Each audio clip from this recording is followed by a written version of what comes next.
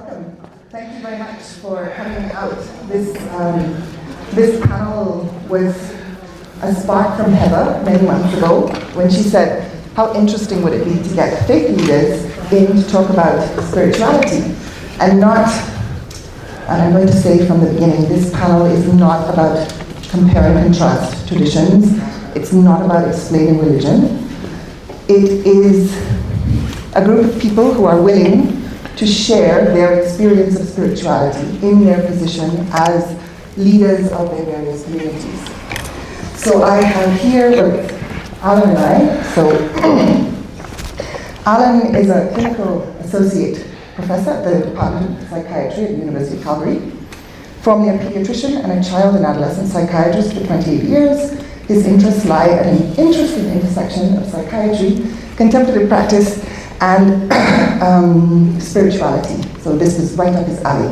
Alan and I have been doing research in the field of spirituality for over 4 years? 4 years now. And these are the very kind leaders who agreed to come and share this intimate space with us. I have Rabbi Cantor Russell Jayne, who served at the Beth Desert congregation for nearly a decade, deeply committed to his faith. Over his career, he served the Jewish community not only at Temple, but also through music and the promotion of lifelong learning. Reverend Kilbreath has worked at the University of Calgary as a Christian Reformed chaplain since 2022, profoundly committed to following the way of Jesus, and he upholds social justice as a cornerstone of his work, actively involved in the promotion of the university's indigenous strategy, Itapatop, a place to rejuvenate and re-energize during a long journey. And then Dr. Harjat Kaur Singh, a member of the Calgary Sikh community and chair of the Sikh Advisory Community of UCalgary's Faith and Spirituality Centre, Alberta Health Services Spiritual Care Advisory Committee, and the Calgary Foothills Primary Care Network. Dr. Singh is also an integral part of Calgary Women in Spirituality, and the only person that I know to have the word cheerful in their email address. And I will just say that I am here to be curious on your behalf. And this, like I just started, and I hope that I've set the stage, this is about the experience. It is not going to be a sort of Q&A, and we might get to questions at the end, or we might not. But I would invite you all to open yourself up to share, and for that, Alan is going to set the stage. Thanks very much, Abby. I have a generally loud voice, so I have to figure out where the mic's got to go. Yes, feels good. A lot of the time we tend to think about spirituality, and when we think about something, we put a distance between ourselves and the actual experience. And at the heart of spirituality, of course, is the word spirit. We talk about the human spirit. We talk about the spirit of the heart. We talk about inspiration. And that's all I'm going to say in terms of words, but I'm going to lead a shortish meditation that will hopefully allow us to come into our own experience of spirituality internally, and the participants will share their work personally, and then also how it relates more to their work in their specific communities, but also leading out again to the theme of the conference, where we're looking at flourishing and realignment. And so that's going to be a sense of inward alignment with the fullness of our humanity, and an outward alignment for our humanity and the greater good of the whole planet. So this is a meditation. So I invite those of you who are comfortable to allow your eyes to close. If not, you've done this before in your own way, and as Jayne mentioned earlier, do what you need to do to allow yourself to feel safe, grounded. we turn our attention mindfully to our inner world, which is half of the world we inhabit. There's a world out there. We're going to go inwards and orient and explore the inner world and the spirit. And for me, the word spirit relates very closely to the word energy.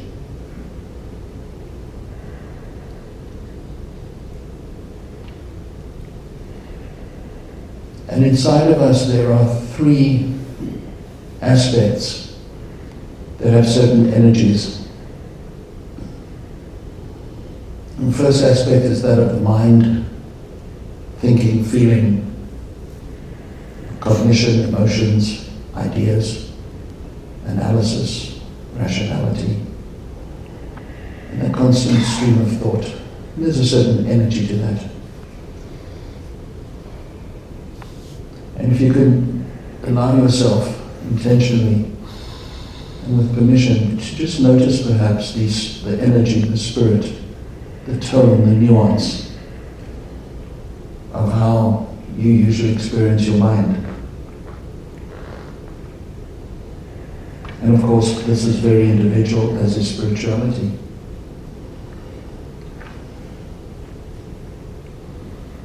And not so much the contents of your thoughts or your emotions, but the tone, the speed, the energy, the flavor, the colors, the imagery, the vibration, the weight. All those aspects of experience beyond words.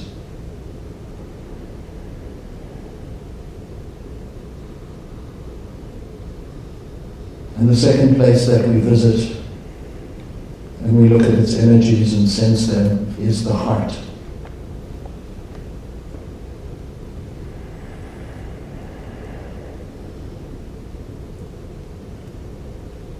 And simultaneously, the heart can be a place of wounding or heaviness or brokenness.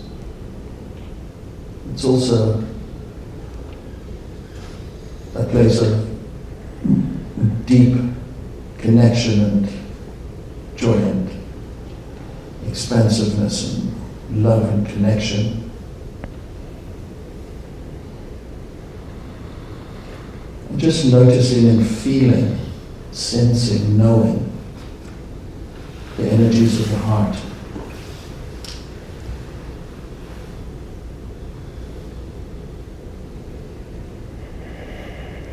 And even if you can't find the right words to describe it, certainly there's the sense that the spirit of the heart is different than the spirit of the mind, in general.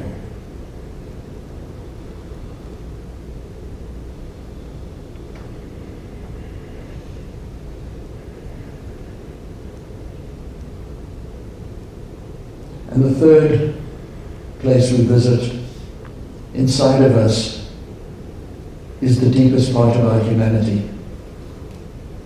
And it goes by many, many names. You can call it Brahman or Atman. You can call it soul. You can call it the ground of our being. You can call it Gaia. You can call it Buddha nature. You can call it cosmic consciousness. You can call it the Spirit of God. It actually doesn't matter, because all of us have our own ways of experiencing it. And it being a universal experience available to all of us. And based on where we live and who we are and how we've been raised, we particularize it.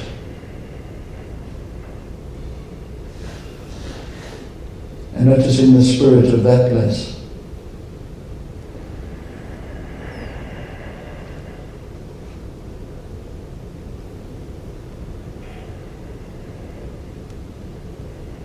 And this thing we call spirit is an energy, a movement, a spring of life. The elixir, the grail, or perhaps the gift of the goddess.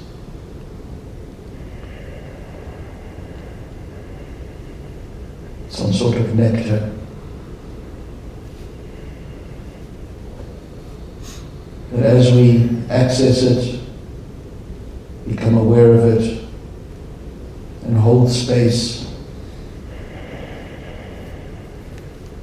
to let this inform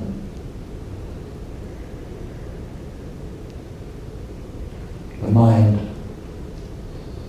and allow this energy to take its presence in the heart.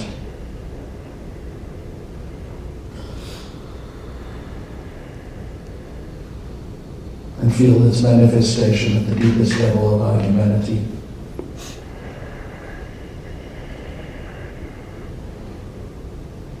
And perhaps in that way it becomes a doorway to something richer and deeper at all three levels of our inner world.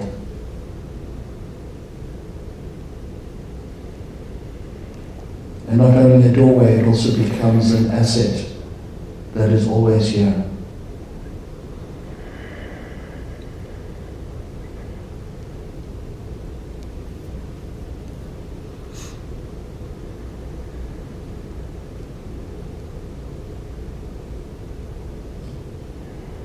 It enriches our lives, inwardly and outwardly.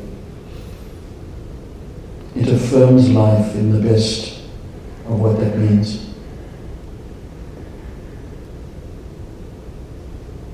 And as we access all of this, we recognize that it brings a certain wholeness, a certain completeness, and a certain balance.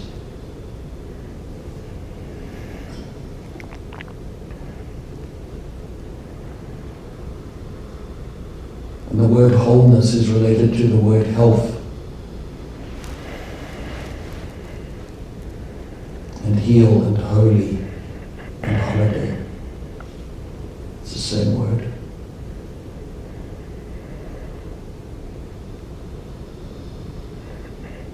And the word care and core and cardiac and heart and charity also have the same root word.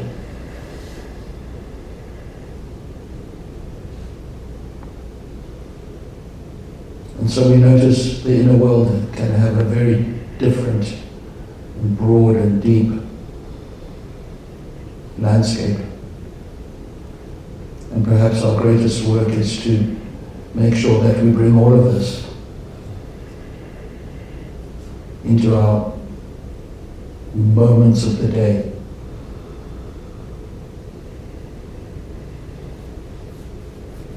And into our enacted lives in what we call the world out there.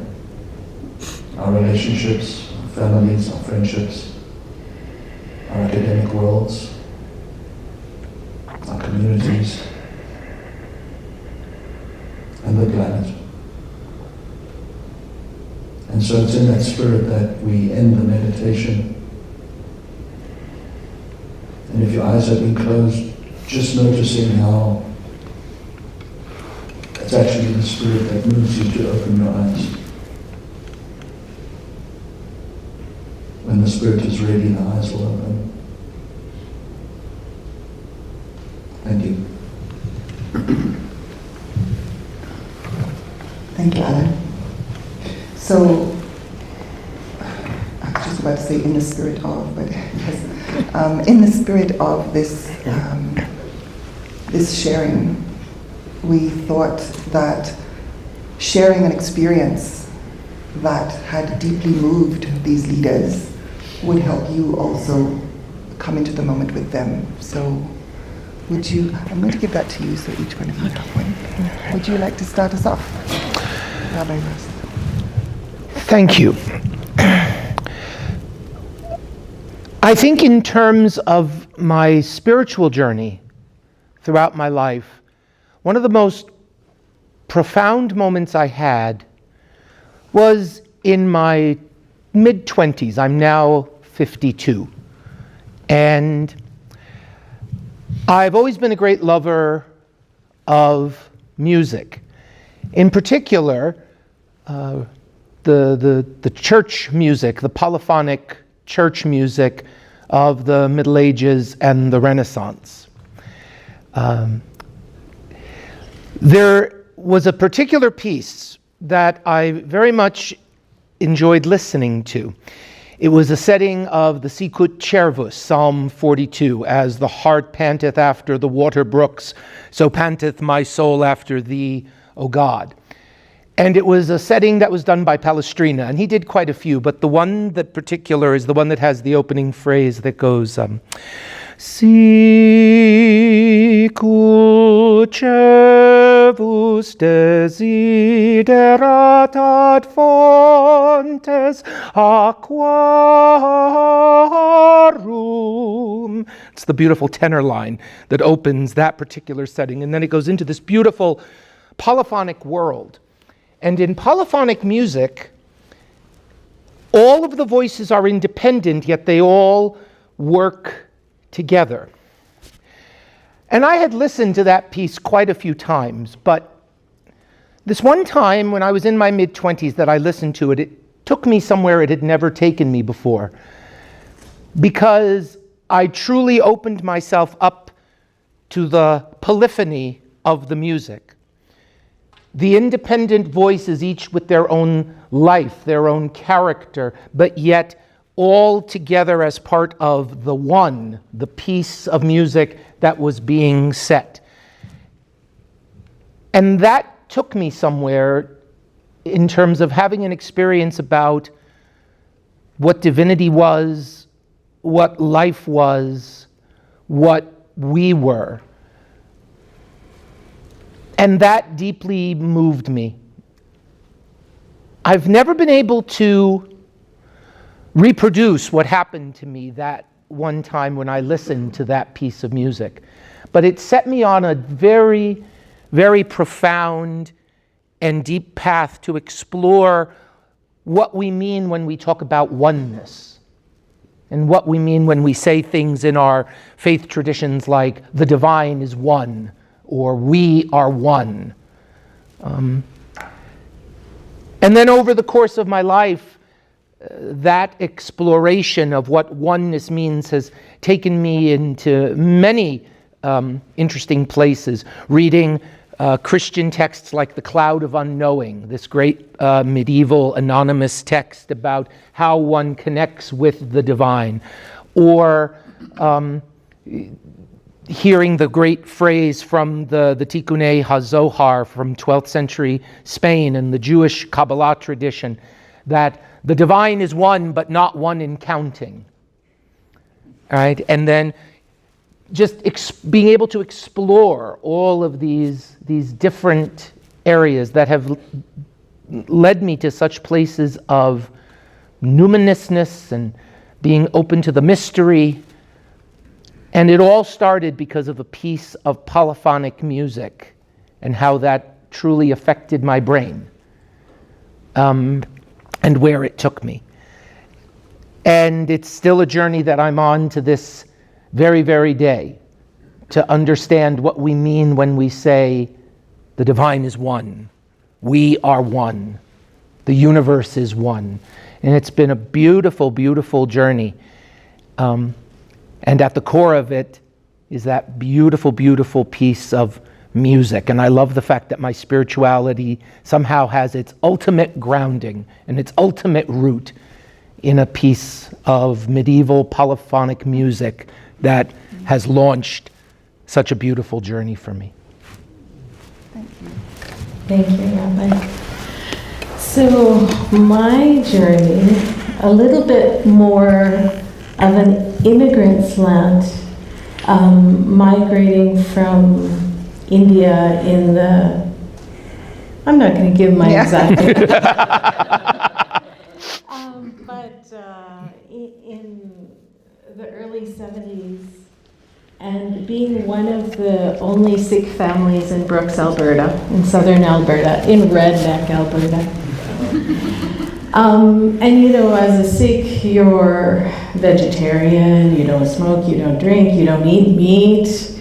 And so it was a big deal growing up in Brooks, Alberta, in school, in everything. And there wasn't a single day that would go by that I didn't hear the words, "Paki, go home." So that shaped my own spirituality because as the only Sikh family, we as a family meditated and prayed, and music, a huge part of my life. So the Sikh scriptures that are sung. And so my journey for my own spirituality, as you see me today, my spirituality is very overt. And, but at that time, I couldn't practice my spirituality. I couldn't practice my discipline because I was just trying so hard to fit in. And because of the color of my skin, I couldn't fit in. We used to come to Calgary to congregate, have a congregation with other Sikhs that used to be here on the weekends. And we would sit and we would meditate and we would sing together. And I remember one day, I really remember going home and looking in my closet, coming back from Gurdwara here, the Sikh temple, and then changing into my jeans and putting my hair down and thinking, oh my God, what a hypocrite I am, that I can't practice what I believe. I feel better when I am actually doing my discipline as a Sikh. And it took me a long time. It took me till my third year of my undergrad degree here at the U of C to actually say, who am I living for anyway? Am I living for my friends and who should be my friends? Or am I living for me and my spirit and my soul? And so I really decided at that point that it needs to be myself, because if they're really true friends, they're going to stick with me. And so then I made my transition. I never used to wear my turban. I never used to wear all white, because doing that makes me stick out even more. It gives me, so that, I call it my own metamorphosis of walking across the mall and the mound with the chicken, I don't know if it's still there, but, and watching 300 pairs of eyes that I thought were focused on me, and realizing for 2 weeks, it took me 2 weeks, 2 weeks of meditating in the car with the sound current and the vibration, that, and this was the scripture, Abhijanu upar ko na pukare, pukaren ko jo uddam karta, gur parmeshwar taan ko mare. So it was like, when you are relating and aligned with the divine, nobody speaks against you, because the divine comes to protect you. And it was that scripture that actually, in 2 weeks, then I finally felt comfortable with who I am and practicing my discipline to what I am.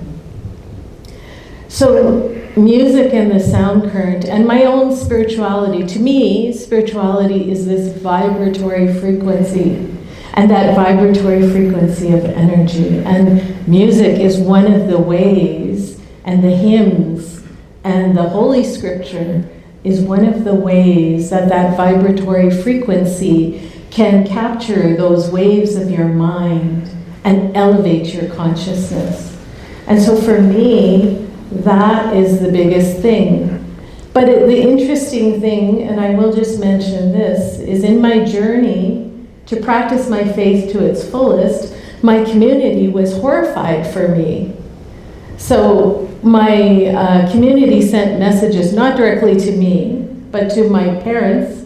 My father came to me and said, so-and-so said, you can't get admitted to medical school wearing white with a turban. Nobody's going to want that kind of doctor.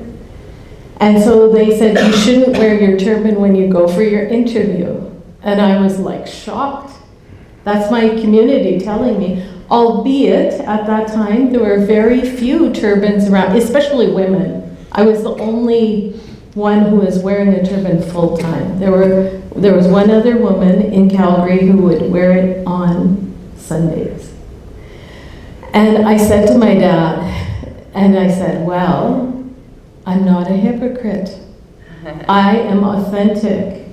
And I am going to show who I am. And this is who I am. You see me, and this is who I am.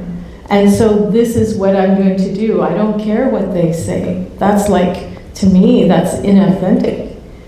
So when I went for my interview, the physician at poison control at the Foothills Hospital, he goes to me, well, what's been your biggest challenge of your life so far? I said, well, look at me. And I explained that transformation. And the interesting thing that he said to me at that time, he said, the University of Calgary, you know what, we like, he goes, I'm from California. I kind of like things that are different. He goes, but what you show me is your discipline, your commitment, your values, your ethics. And he goes, we need family doctors like that. And my interview went on for a lot longer than normal. And my dad was outside waiting for me, and he was worried. But it was because we were so engaged. And so that's actually part of my journey to who I am before you today.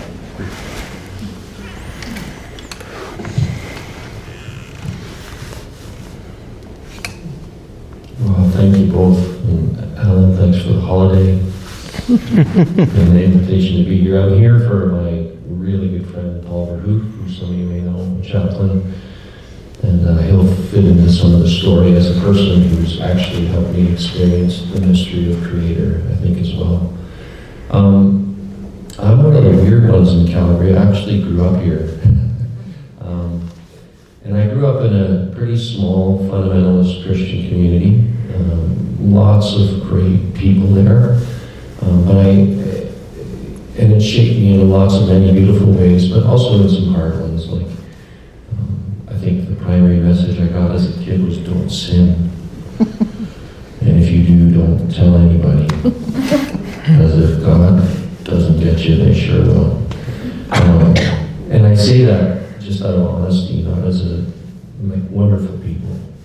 And now I'm a Christian Reform minister, and one of our key theologians is a guy named John Calvin, who, he gets mixed reviews as well, like all of us, I guess. But one thing that I think is very little known is that he is known as the theologian of the Holy Spirit, the great mystery. And the tradition that I'm part of and the one I grew up in spent a lot of time in our heads, like working really rigorously to understand.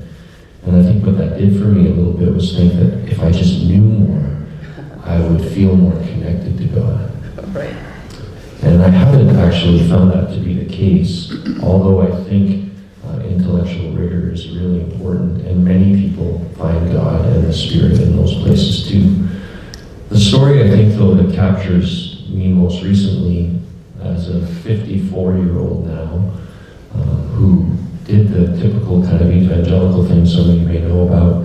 I got down on my knees beside my bed when I was 5 years old with my mom, and invited Jesus into my heart. And that was it's a beautiful memory, but I'm sure I never knew what it meant. And I found myself growing up in this fundamentalist church in a broken family, and so I always felt what that did for me was a deep sense of disconnection. There's something wrong with me. What did I do that my parents didn't make it? I'm in a room full of social workers, so you probably see lots of folks in your office trying to integrate and understand these things. But it also made me feel like there was something wrong with me and was stopping me from connecting with the mystery with God.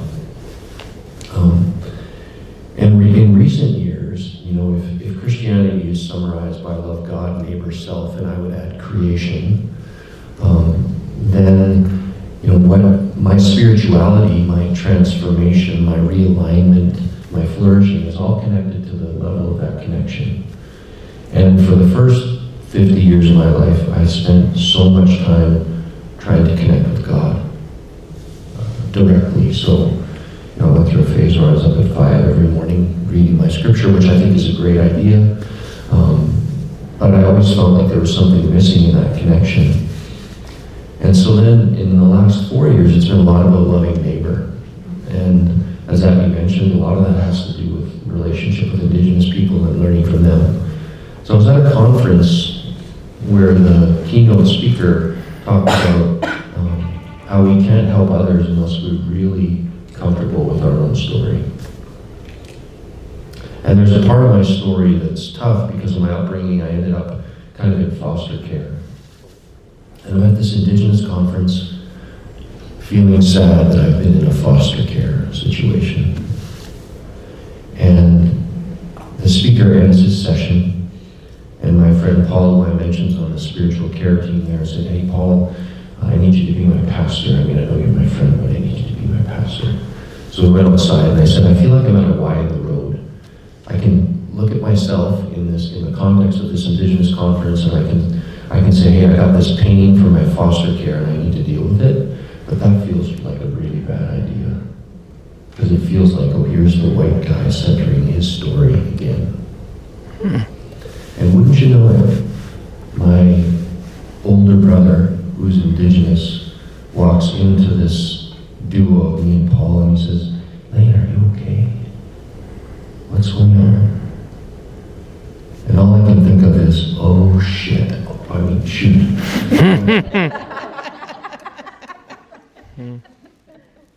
I've committed to my Indigenous older brother that I'm going to be honest with him and he's going to be honest with me. We're family. But I want to tell him that I'm having a hard time because I feel like I'm centering my story. So I explain why I can either do that or I can just park that and come back to that later. And you know what he does? He stands up. I mean, he reaches out his arm and he puts it on my shoulder. And he says, "Lane, all we have is now." And I think I met God in that moment. I can't explain it, I can't describe it, I was connected to everything. And he was the conduit. And I'm so grateful for that. But what I realized in that moment is that I've grown up in a world of triangles and hierarchies. And I'm always at the top. Right? But there is no triangles and hierarchies. In the mystery, we all sit at round tables, and we're all together, and anybody can connect us to God or whatever name you want we use for that in our different traditions. And I don't know how to explain that, but the world is a much better place when I live like that. And I feel so connected. And there's healing for all that past stuff, and I can't explain any of that either, but it's real. And I think it's true. Thank you. That's, thank you. Thank you, all three of you. And the two of you have shared, so, Sorry. sorry, I forgot. The two of you have shared so deeply those struggles as well. I think I'd like to hear, because you gave us such joy. I'd like to hear a little bit about how, Of course. tussling with the divine. Yeah. has gone So, for you. I think I suffer a little bit from what you suffer from, Reverend, which is that I always have to remember that I possess a great amount of privilege in this world, being a white, cisgendered male. And so I don't have to struggle in a lot of my life, but there are parts of my life where I do have to struggle with, because in addition to being that, I'm also gay and I'm part of the LGBTQ plus community.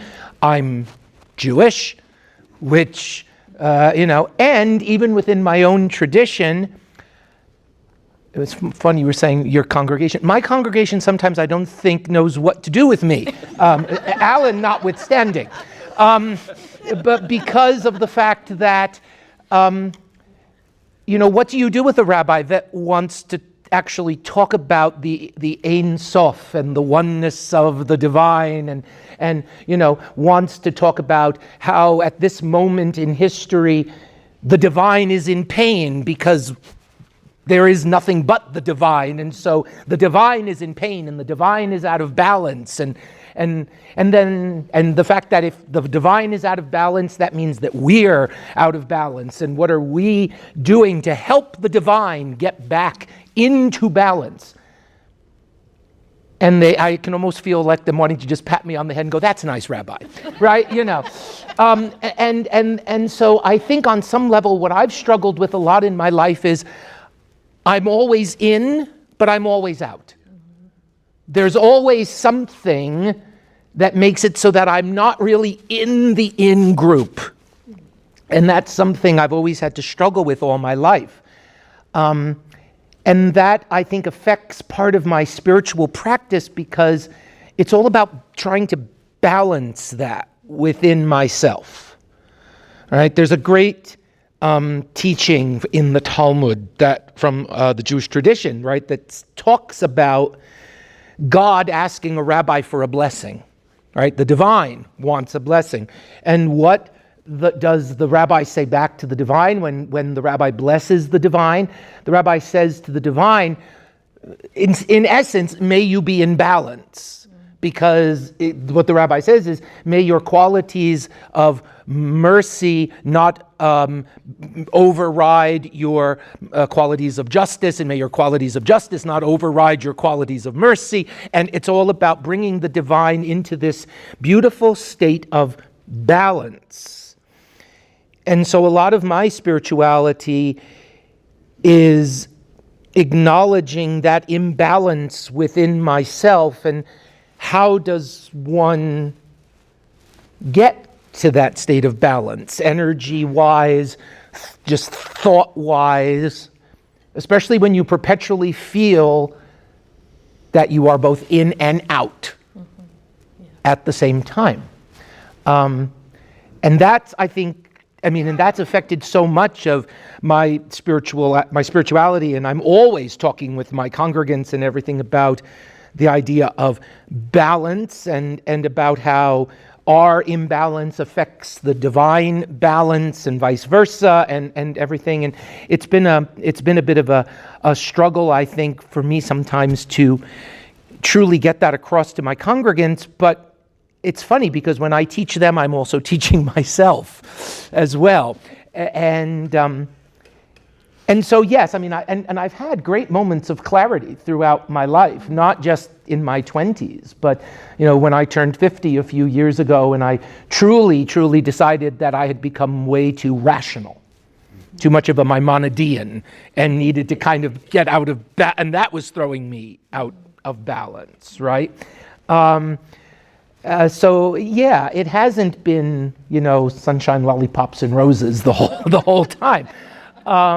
But yeah, at the core of it is just this idea of always needing to try to understand, what does balance look like for me in this world? Because I need to help myself be balanced to help recalibrate the divine as well. Because it's a down-up system. That's another thing that my congregation has such issues with. When I remind them, at least in Kabbalistic thought, that the system doesn't work top-down, right? If we want the divine to do something, we have to provide the impetus for the divine to look at us and go, how interesting. Maybe I'll actually engage with that. And the problem is we think of it so many times in organized religion as the top-down. We wait for the divine to inspire. But in the Kabbalistic system, that's flipped on its head. What have you done to make the divine interested in you recently? And that's a bit of balance.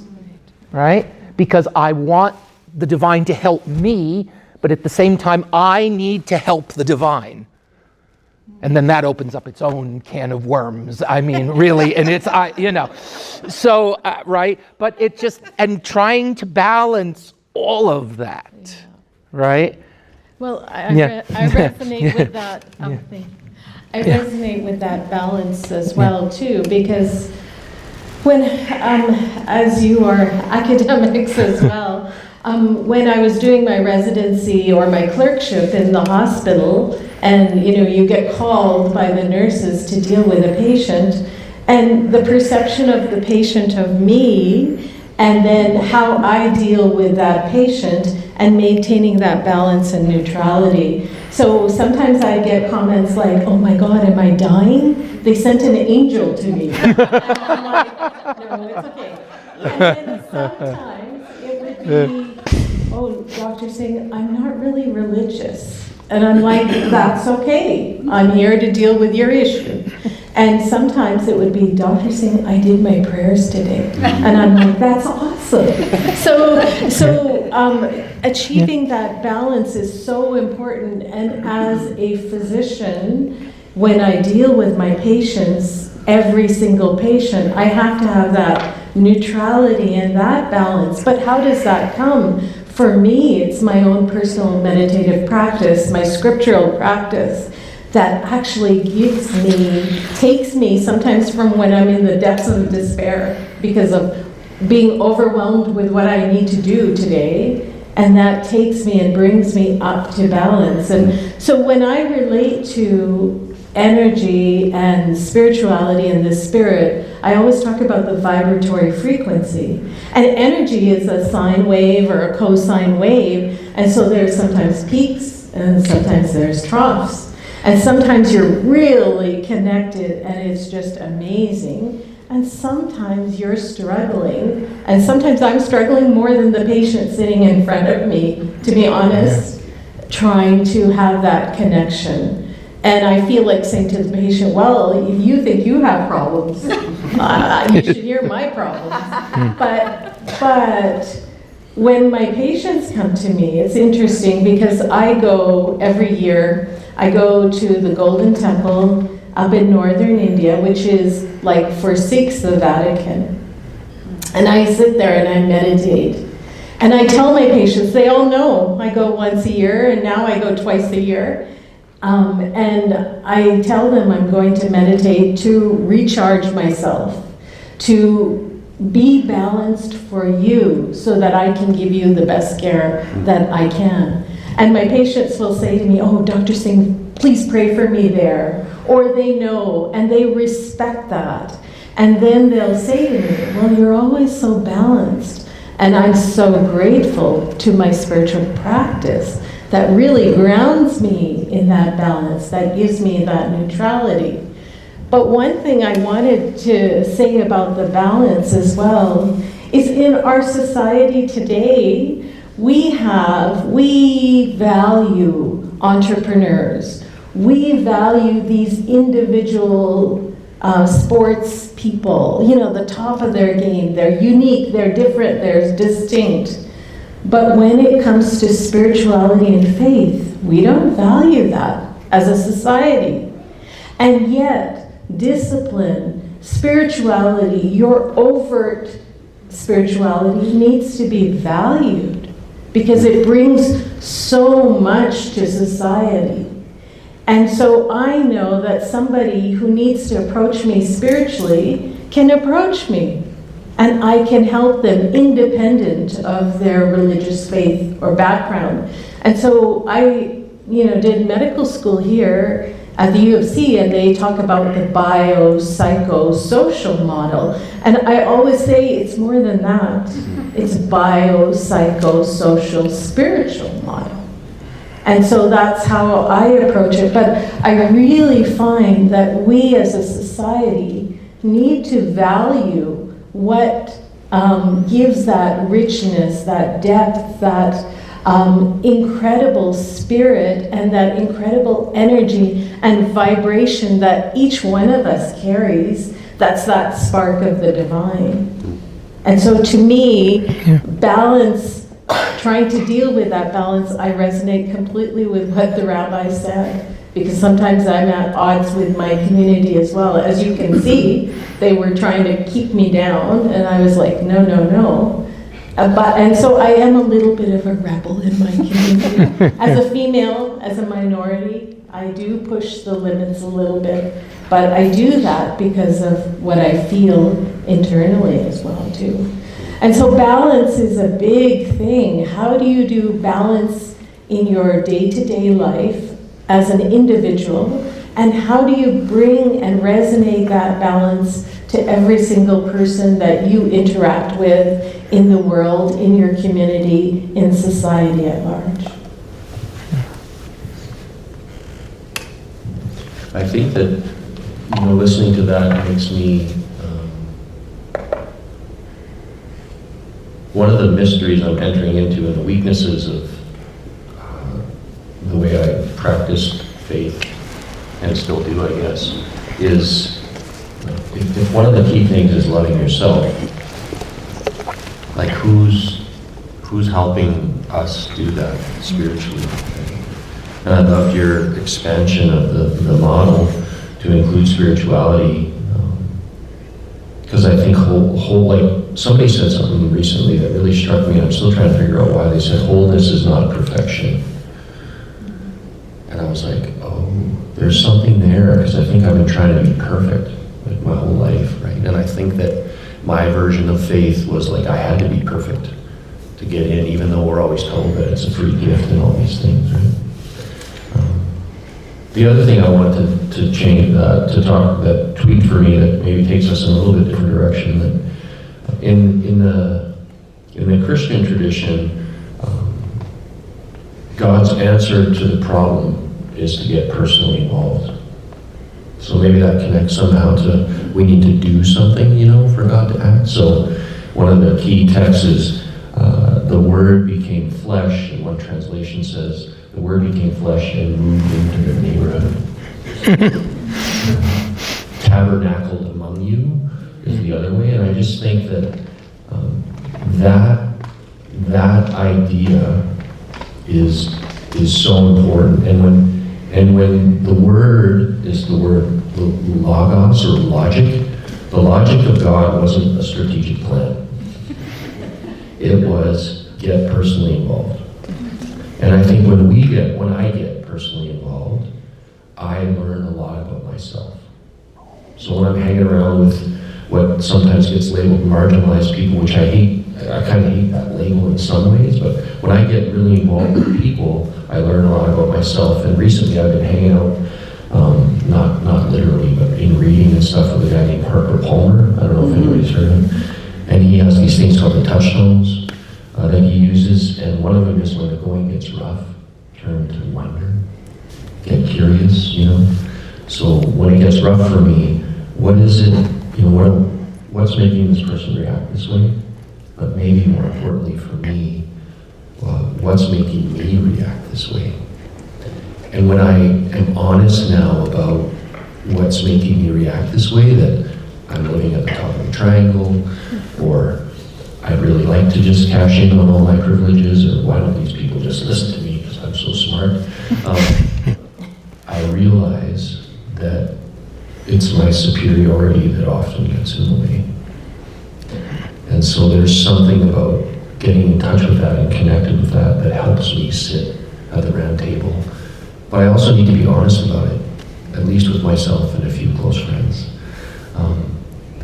Because if I'm not, I carry that around and people are experiencing it, but I haven't fully integrated it into my life. And it's a part of me. It's not a part of me that I love, but I need to be honest that it's there, and it can also be fully integrated to make me whole. And it helps me love myself, which I think is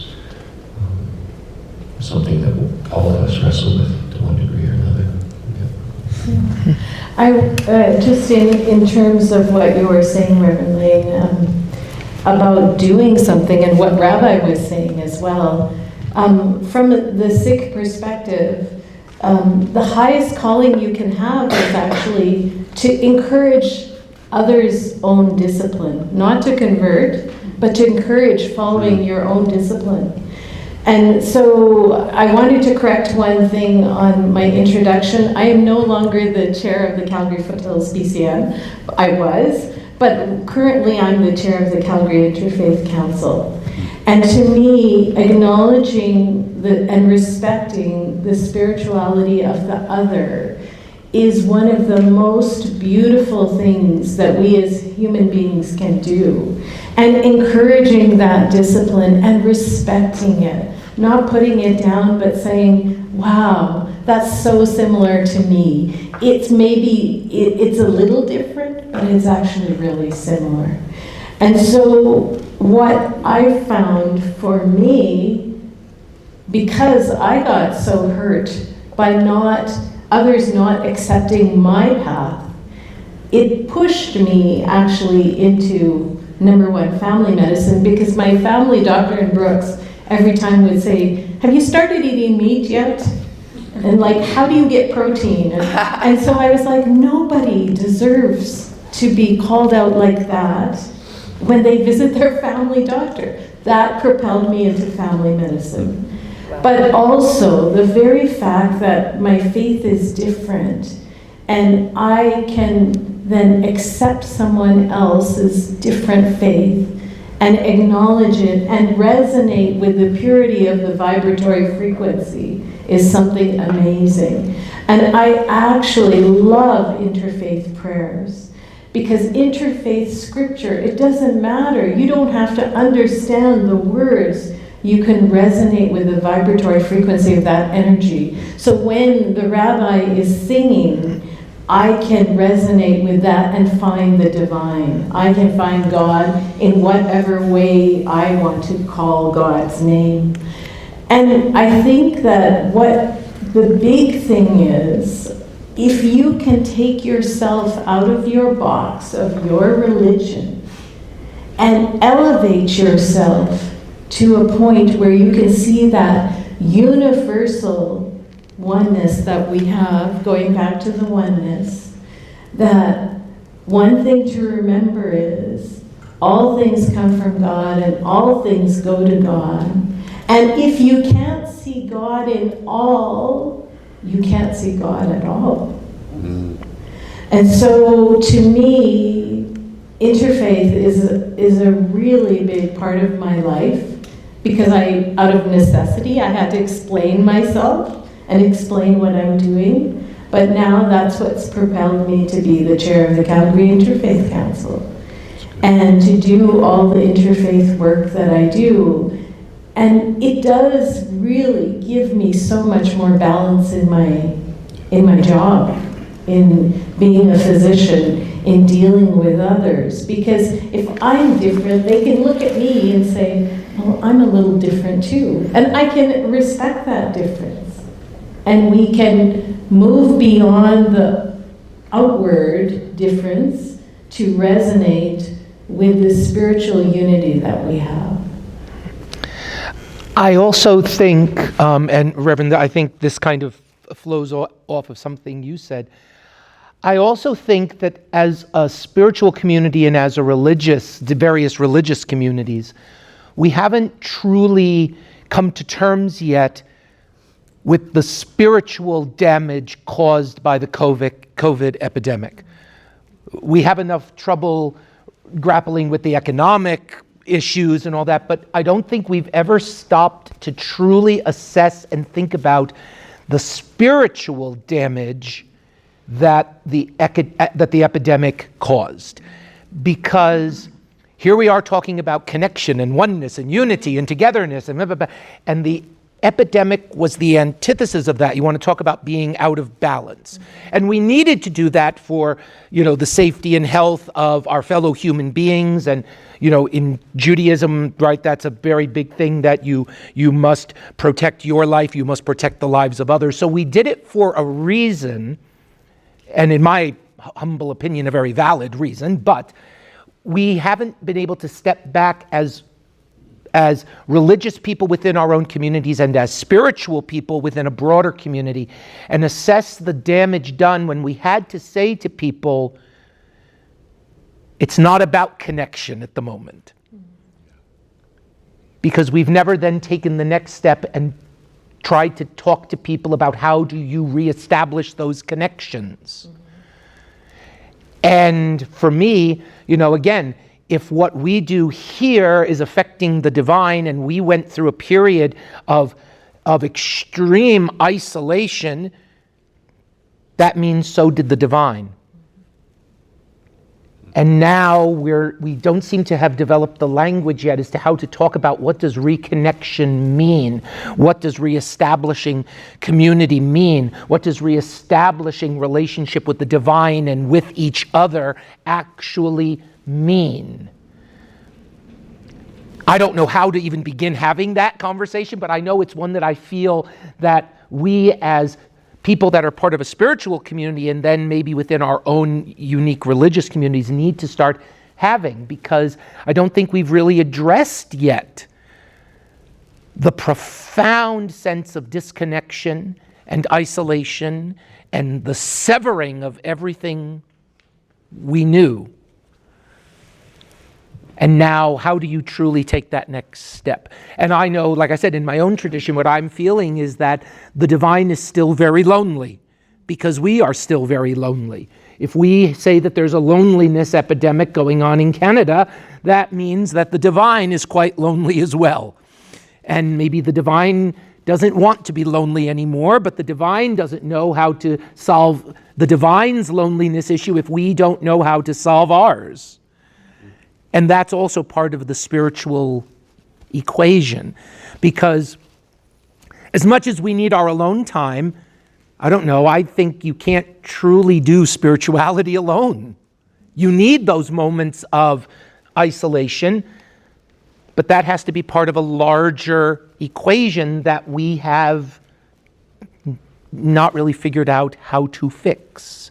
And in Judaism it even says that you will never achieve the highest level of spiritual enlightenment, for lack of a better term, as an individual. You can only achieve it in community.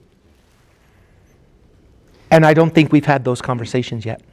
Yeah. Well, one thing I will say is, at the time of COVID, I was the chair of the Calgary Foothills BCN, and it was a lot of work because we would start meetings at 7 o'clock in the morning, and our workflow or dealing with it would completely change by 10 o'clock in the morning because of the new information that was coming.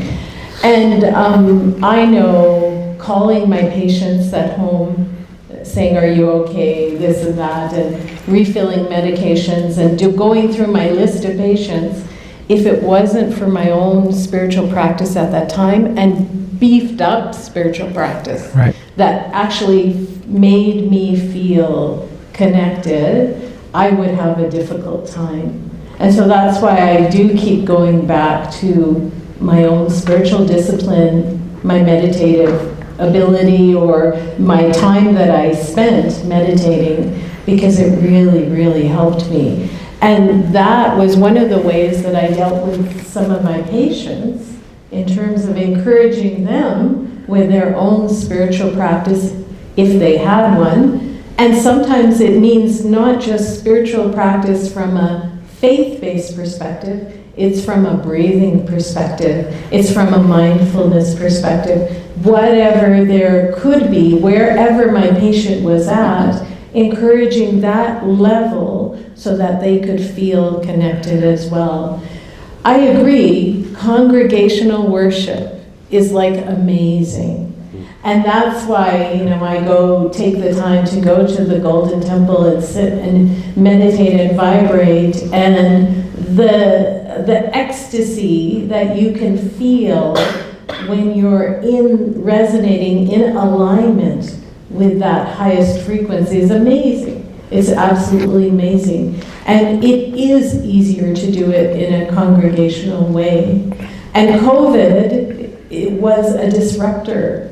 And that disruptor has really, I agree with the rabbi, as a society at large, we really haven't dealt with some of the issues that it brought forward. However, from a Sikh community perspective, At the gurdwaras, they always serve the free food, and so there's always community there. And so what it changed from the Sikh perspective, which it did change some things, it changed the ability of individual Sikhs to sit there for 2-3 hours at a time. They would come and bow and eat langar and go. And so it did change the way we worshipped as Sikhs. And now it's starting to come back, where the congregation will stick around and start to retrain themselves to sit that long in cross-legged pose, right? So I really, as a physician, I dealt with it from the medical perspective. I dealt with it with my patients from the psychological perspective, and also the spiritual and sociological. And then I also dealt with it myself, because I knew if I did my extra set of prayers that day, I was in a better state of balance. So that really helped. Yeah. Can I? Oh, yes. I'm going to take it back just because of time, and because I really, after listening, I really want to ask you how you want people to experience spirit because of your work, and forward-looking. So we can sort of end on a note of, Rabbi Russ says, it's really hard, but that's kind of your job, Rabbi. Yes, it is. No, it is. It is. No. And I don't envy you. I don't envy you. Yeah. So Yeah. where are you taking it in your little corners?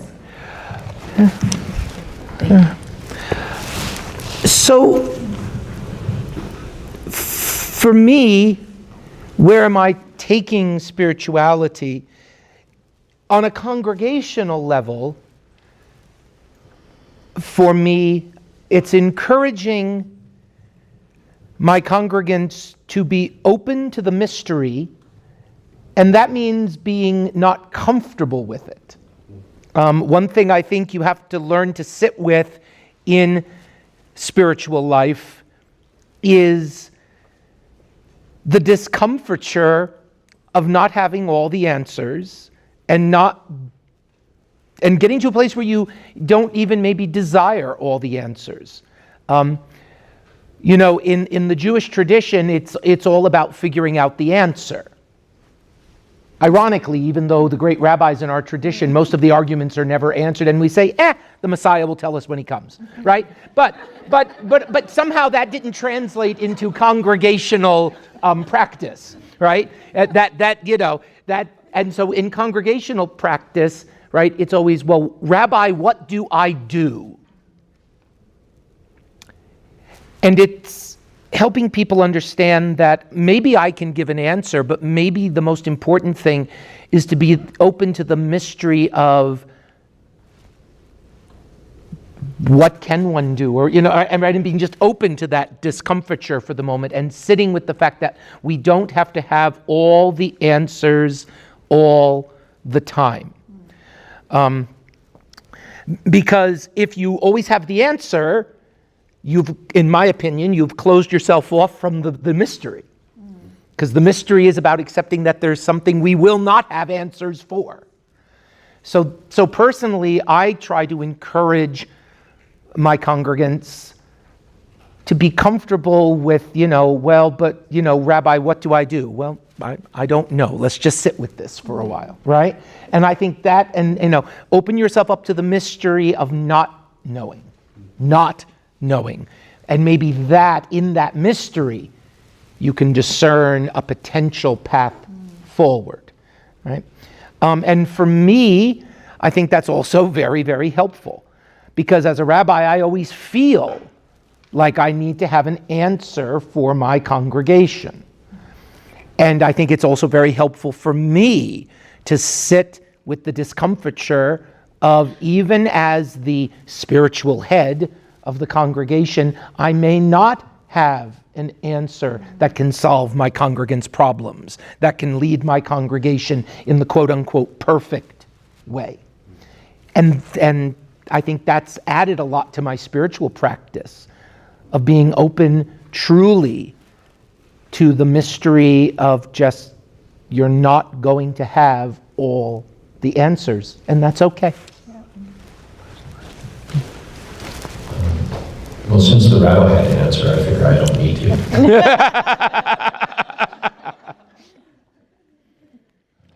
I'm part of a tiny little church, and I'm not paid staff there, but I think whether it's the total disruption of the world and the extreme brokenness that we're all experiencing right now, like pick your issue, right? Or the loneliness, connection, I think, at least in the Christian churches that I'm a part of, and I love Jesus and people, but it's not hard to throw stones at what's not working right now either. But I love all that, and I think for me, what I'm trying to do is increase two things. One is if it's loneliness that we're trying to work with and do the best we can to reduce that, that's going to take vulnerability, because we have to admit that we're lonely, and that's hard, right? And so how do we create spaces where people can be honest about that, or be honest about some of the brokenness in the world that they want to pick? Parker Powell talks about your heart can be broken for all these things, or it can be broken open. And so if our heart's broken open, then we get to be vulnerable and ask for what we want. So for me, that looks like smaller roundtable communities, 8 to 10 people. So if you got more than that, you might want to break up. Don't break up, but like multiple groups. And create contexts, and usually that's through, it's easy in our tradition because there's texts you can gather around, and if you set it up well, you get people talking about those texts. Maybe it's poetry or music can sometimes help, because if you try to go at things directly, sometimes the soul gets really shy, right? But if you come at it a little bit slant, it helps us to open up and chat. So I'm more like, it's a participatory thing, faith. And sometimes we've arranged it in desks and rows, and it's not participatory. So that's part of my answer. Yeah, I think for me, it's, again, your personal practice. And I think we live, not only COVID, but we live in this computer age where everything's available. You press a button, and it's supposed to give you connectedness, but actually it's caused more disconnect. The inability of youth to actually talk to each other, the inability to connect, to speak up. So for me, it is that myself, I go to the Gurdwara and I sing every Sunday. I sing the scriptures. I am taking lessons to improve my voice. And there is the concept of ever-rising spirit, Jardadikama. And so as a Sikh, you never reach the top because it's always growing and boundless. And so from that perspective, and also in my practice too, because I'm seeing the problems that society has as a family doctor. That's one of the reasons I also went into family medicine, is because you develop a relationship with an individual, and with that relationship you have the ability to impact someone's life so profoundly, and not just one person, but generations of a family. And so if I can support them in their own growth, that's the best thing. That's the best feeling. And so for me, how I approach my own spirituality is, and how I'm going to continue to approach it, because I'm not retiring yet, is to support my patients, meet them where they're at, and help them grow higher and higher as much as I can, as much as I'm responsible for. I'm not responsible for anything, really. It's all the divine, but I need to help in whatever way I can. And so for me, going forward in the future, it's inspiring others to have that balance, inspiring others to have their discipline, inspiring others to have their practice. It's just like me saying as a family doctor, okay, how much dairy products and how much calcium do you get a day? How much alcohol do you drink? How much do you take care of your spirit? That's beautiful. Yeah. There you go. That's beautiful, thank you. And as somebody who's come into community with the three of you, I want to say how much I appreciated the way that you shared this sort of balance between the practice and the mystery, that it's, you know, and this being filled by it. So, Alan, would you like to, we have about 5 more minutes, would you like to put it all in perspective for us? 5 is plenty.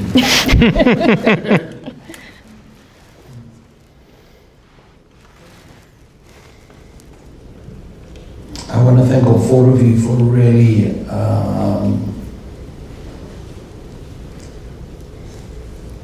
being carried by the spirit of it all. And as I've been listening, I've got a few thoughts all over the place, and they're tied together in a scribbled a note or two which I don't need to look at. Because when the spirit carries us, we can actually trust it. The word balance is really the theme here of the day.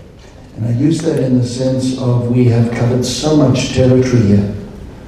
We've spoken about inner and outer. We've spoken about thinking, and we've spoken about feelings, and we've spoken about spirit. We've spoken about self, and we've spoken about other, whether it's as community. We've spoken about, and as a psychiatrist, a lot of what I experienced with folk is there's a disconnect with the self, the greater self. There's a disconnect with the divine within us. And the reason that I do the meditations in the way I do is that we live in a world where technos and logos are valued and the rest of the other aspects are ignored. It's all about the doing. And what do I do when somebody says, what do I do? I say, well, first of all, you need to be with it, because we're called human beings. How am I being with this? And how I want to be with it informs how I'm going to do with it. We're not called human doings. The words psychiatry and psychology come from the Greek word psyche, which means soul. And Psyche in mythology spent her life looking for her lover and her partner, who's Eros. And psyche on its own, psychology on its own is not enough. There's got to be an Eros, which is part of the spirit. And so we've nailed down in our culture technos, we've nailed down logos as the word and structure, policies and procedures. The word ethical has come up as well. There's a certain imperative for goodness. And there's a certain imperative for that ethos, the love. And what the Spirit does is it takes us, I believe, and I think all of us, it takes us into a territory where we saw the emergent properties. When we practice spirituality, when we're in touch with it, it gives us everything we need. Balance, love, kindness, compassion, curiosity, being comfortable, feeling uncomfortable, tolerance, kindness, curiosity, creativity, music, love, art, prayer. So spirituality in this way as an energy is a force that carries us. And so we don't need to think about it, we need to be in touch with it, and everything just comes up. And the 5 of us in planning this panel this morning, we didn't need to think about the curriculum. We just need to think of the right questions. And then we just let it go. And there it is. We don't need to plan our prayers. I didn't plan my meditation this morning. You just arrive and you just say what's called for. And if you align inwardly what's called for in the moment, We can trust our heart, we can trust our soul, we can trust our spirit, we can trust our humanity to be of greater service for the moment and for the future. Thank you. Thank you, Alan. Thank you, everyone.